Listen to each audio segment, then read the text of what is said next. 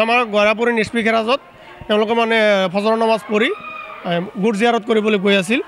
হাফিজ সাহেব হয় এজন, জমিৰ উদ্দিনজন।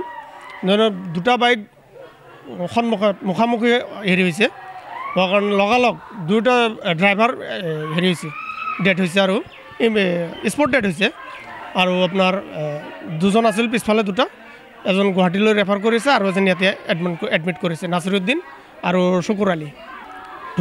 ঢুকুৱা এজন হ'ল জমিৰ আৰু এজন হ'ল শুকুৰ আলী, দুজন ঢুকাইছে। তেওঁ গৰাপুৰী নিষ্পি খেৰাজ চাপৰি ঘটনাটো তাত হৈছে। বাইকে এটা গ্লেমাৰ বাইক আৰু এটা আছিল পালচাৰ, মুখামুখি সংঘৰ্ষত তেওঁলোকৰ এটা বাইক স্পীডত আছিল আৰু যিটো মাগুৰমাৰীৰ বাইকটো আছিল এইটো ৰাইজে কোৱা মতে এইটো হেৰি স্পীড নাছিল, কম আছিল।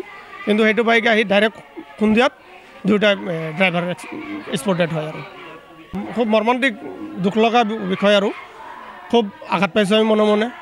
ধৰক আজি এটা ঈদৰ দিন, এইবাৰ শুভক্ষণত এটা মৰ্মান্তিক এটা ঘটনা হৈ গ'ল। আৰু শুকুৰ আলী 26 মান হ'ব আৰু জমিৰৰ 19 বছৰ হ'ব। আমাৰ ভিনি লাগে ঈদৰ দিন আজি এটা মানে ছোৱালী কেলি কাপোৰ লোৱা নাই বোলে, আহিছিলে কাপোৰ ল'বলৈ। আৰু আহি থকা সময়তে মানে দুটা বাইক মুখামুখি হয়, এক্সিডেণ্ট হয়, দুটা মাৰা গ'ল। আৰু এটাই ভৰ্তি আছে মঙলদৈ চিভিলত আৰু এটাই গুৱাহাটী পালা যায়। ধুলাত আহিছিলে, ঘৰ এনে হেৰিত মধুশ্বৰ বুলি কয় ঘৰ, সোণালী মাৰ্কেট আহিছিলে ধুলা।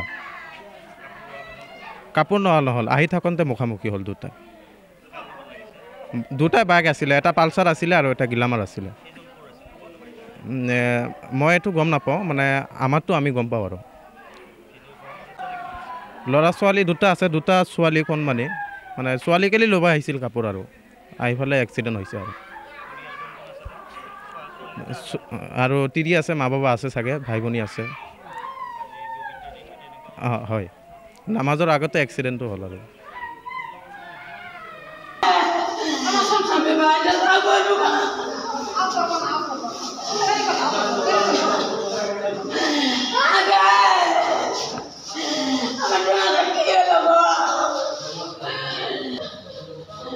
আমাৰ গৰাপুৰী নিষ্পি খেৰাজত তেওঁলোকে মানে ফজৰৰ নামাজ পঢ়ি গুড জিয়াৰত কৰিবলৈ গৈ আছিল।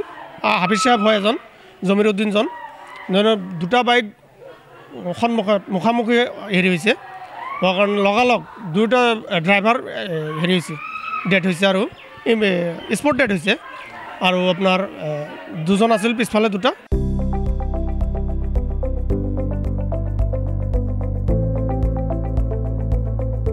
NB নিউজ, সহজ সৰল ভাষাত নৱভাৰতৰ কথা।